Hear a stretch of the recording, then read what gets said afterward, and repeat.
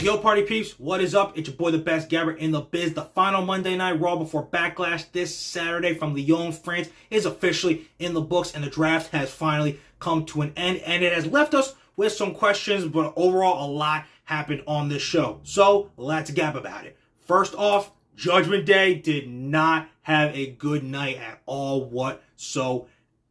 First, it started off with trying to beat down main event Jey Uso. Yeet. Yeet. And it caused McDonough, yes, I called him McDonough because of how I kind of feel bad for him. Dude got rocked with not one, not two, but 3 Super Bowl rings straight to the dome and was showing off a bloody, terrible gash. My God, I don't know if that was makeup, trying to make it like look surreal and legit, you know, like because it is Super Bowl rings. But again, they are Super Bowl rings. 3 of them, and God, they're so bedazzled these days. I wouldn't be surprised if that gash and that bruise are going to last for like 2 weeks. And it was actually legit. Like, bro was going through it. So I actually do feel bad for you, McDonough. Don't enjoy the reprieve, because next week it's back to McDingus, McD head, McD hole, and all that good stuff. But, you know, and they ended up losing the main event match because, you know, miscommunication all over the place. And Priest was pissed again. So the stuff between Judgment Day is, even when Priest loses the world title, like, this is a story that's I feel like it's going to go throughout the year. And it's not, I wouldn't be surprised if they make it possibly try to go until next year's WrestleMania of Finn versus Damian Priest. They're all on the same show together, so it wouldn't be surprising. But hey, the only dude that probably had a really good night tonight was the living legend Dominic Mysterio, because despite the fact that that deadbeat Rey Mysterio is back on Monday Night Raw, and Cole is back to, you know, kissing his ass and be like, Ray, Ray, Dom, you're a loser, and, you know, Ray, crack your jokes. Dom looks like his real father, Latino Heat, with that beautiful facial hair. And if you make fun of it again, Cole, you're disrespecting Latino Heat, and I'll smack the freaking shit out of you, man. I will do it. But y'all notice that little Dom coming right out of that room right after Liv did? We're cooking something real nice here. Liv said, I'm taking everything from you, mommy. She really is going to take everything. And let's just take a moment to acknowledge Dom. Acknowledge him as just a heat magnet for the chicks. Has a real life beautiful wife, and now is going from Rhea to Liv as his on-screen pairing. Like, bro, you're winning at life. And when did this all start? Oh, the second he got out of the shadow of his deadbeat dad, Rey Mysterio. But whatever. Point is, at the end of the day, it wasn't a good night for Judgment Day tonight, but it will not be that way Saturday in Lyon, France, when we have Priest versus Jey Uso for the World Heavyweight Championship. The match is going to slap. I feel like some are kind of sleeping on it, because like, yo, Priest is a transitional champion, blah, blah, this, blah, blah, that. I think this match has the potential to steal the absolute show, just like Priest versus Bad Bunny and San Juan Street Fight of last year's Backlash did. So, I'm not sleeping on it. I'm actually going to be awake for it. And out of 10, right for him to give me an 11. It's going to be dope. And Jay, your time will come, my friend, but I don't think that it is this Saturday. Damian Priest will walk out still the World Heavyweight Champion. And even though it's not in support of you, because you are going to lose, my friend, still got to do it. Yeet. Yeet. Okay, you guys, next thing let's get into is the draft. I said there were some questions that I was left with after everything was said and done, because the draft is all done now. Biggest thing in question that I have is, why in the hell is Gunther still on Raw? We fucking hate Triple H! Like, I have legit nothing, no real answer. I don't understand it. I thought he was a clear cut to go to SmackDown, win this King of the Ring tourney, basically be King Gunther, and make that so prestigious over the coming months. Bash at Berlin, bro dethrones Cody. They have a whole made story ready right there. Cody literally eliminated Gunther from the last 2 Royal Rumbles that he won. From second, he was a runner-up to Cody last year, and then this year he got eliminated from like the final 4. Like, I don't understand. Why is Gunther still on Raw? This world title division is already ridiculously stacked. Like, there's Sami Zayn, who's going to win the World Championship once he drops the Intercontinental title, which will be soon, because it's, like I've been saying, the Gunther win is just elevating him to the World Championship, and to have true faith in himself to finally actually win it. And then there's Drew McIntyre, who might somehow get it, you know, post-Punk. And now Gunther, look, This might mean to me that Gunther is not going to win the World Championship this year, and that was never the plan. And maybe they're focusing on maybe Gunther versus Ilya and keeping them away from each other and saving that big time rematch from, like the NXT UK and NXT Takeover 36. Save that for Bash in Berlin, for where the crowd will go even more bonkers than they would here in the States. I just don't get it, because now I'm like, who the hell dethrones Cody Rhodes for the WWE Championship over on SmackDown?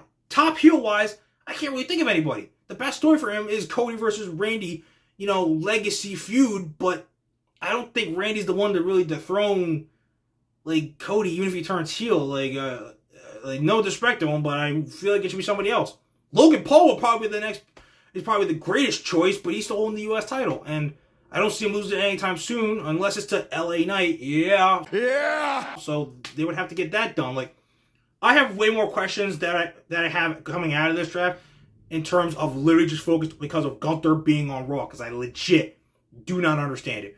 But hey, it won't be the first time WWE has left me stumped, and I have to wait and see what happens. And I've actually been, oh hey, good job, good stuff. I didn't see where it was going, but now I get it, and it's really good. Or it could be a little meh or a stinker. That's for me and everyone else to decide. I don't really know. But hey, Gunther's on Raw, and at the end of the day, maybe Cody's, maybe Cody's chilling about that. But hey, watch out for Logan Paul on SmackDown. Maybe he's the next WWE Undisputed Champion. Okay, guys, I was talking about Drew McIntyre and the World Heavyweight Championship. So let's talk about the whirlwind again that he had tonight in terms of the mind games with his favorite foe, CM Punk. Now, look, guys, I have said this a million times, and I see a lot of guys still really do not understand it. You think you do, but you don't. You're like, oh yeah, I can't wait for Drew to win the world title in Glasgow, front and center. Oh yeah, so he can win the world championship, get a proper reign, and then Drew versus Punk for the world championship. Then Drew can hold it to WrestleMania 41. Stop it. Stop it right now. Stop it. That is literally not what is happening. And I've said this, and I will continue to say it because you guys still are not listening. This feud is not and has never been about the World Heavyweight Championship. It is about being obsessed, which, wait a minute, being obsessed? Wait, okay, well, how is Drew McIntyre obsessed with CM Punk? Well, let's see. Constantly mentions him in every week promos, constantly bashes and makes fun of him on Twitter, constantly cannot stop mentioning him, constantly keeps letting Punk get in his way and get in his head, made a whole t-shirt about him. Can I really just keep listing the reasons? He's obsessed with CM Punk. Sheamus literally said this to him. You're basically never going to succeed again until you get over CM Punk. Which he can't, because he just can't let it go. And he has his reasons. That's fine. But this feud does not need the world title. Take tonight. There was no point where I was like, yo, this needs the world championship. And you guys, your reason is like, oh, it's a top feud. How do we have the world title? You can have a top feud and not have it be for the world championship. Stone Cold Steve Austin versus Triple H. Right there. What the hell? Did that need a championship? Hell no. Hell no. What is the what is the matter with you guys? I just don't understand it. Drew and Punk are not going to feud for the world title. Punk is going to keep sticking his nose in McIntyre's business month after month, week after week. That's why they're going to keep doing appearances like they did with Punk tonight, where he's like, yo, Drew, you're a little bitch. And he screws with him. He might screw him out of King of the Ring. Definitely a possibility. Probably will screw him out of the World Championship in Glasgow to really set him off the edge. Maybe he costs him a shot at Money in the Bank. No doubt. And some of you are like, yo, Hell in a Cell. And if it's Hell in a Cell, they're definitely only going to do this once, because I don't know if Punk can really handle a whole Hell in a Cell match, let alone what happens afterwards, of getting through it and going back to the other side and fighting another match the next night or the next week. This match, I'm thinking, is happening at SummerSlam, but Punk and Drew is not about the world title. They're not going to make it about the world title because it's the fact Drew will never get to be world champion again until he gets over CM Punk. And he can't get over CM Punk until he finally has that one-on-one match with him and possibly beats him, which won't happen until, like I said, SummerSlam. So get it in your head, people. Sami Zayn, Gunther, Drew McIntyre. Someone is taking the fall and not winning a world championship this year. And for any of you losers in the minority, try to be like, oh, it's not going to be Sami Zayn, he's mid-card. Really? Mid-card just ended the most historic title reigns of both the Usos and Gunther. And they're using that Gunther win to quickly get him out of the Intercontinental title picture to elevate him to the World Championship, because right with Jey Uso, top babyface on Raw, and he's going to have a great World title run when he gets it. But obviously you guys are still not going to get this, and I'll have to probably come back week after week to explain this to you. But it is what it is, because like CM Punk, I like screwing with you guys until you really accept the truth. Some do, but not all. And if I were basically to sum up CM Punk's whole reaction to how he keeps screwing with Drew McIntyre and getting in his head and making him fume with rage every time he sees or thinks of him, it would probably be something like this. Yes. Okay, you guys, that is Raw. We are Dunsky. Put it in the rearview mirror. We are done. A lot happened over this past week. It was crazy. The draft is done.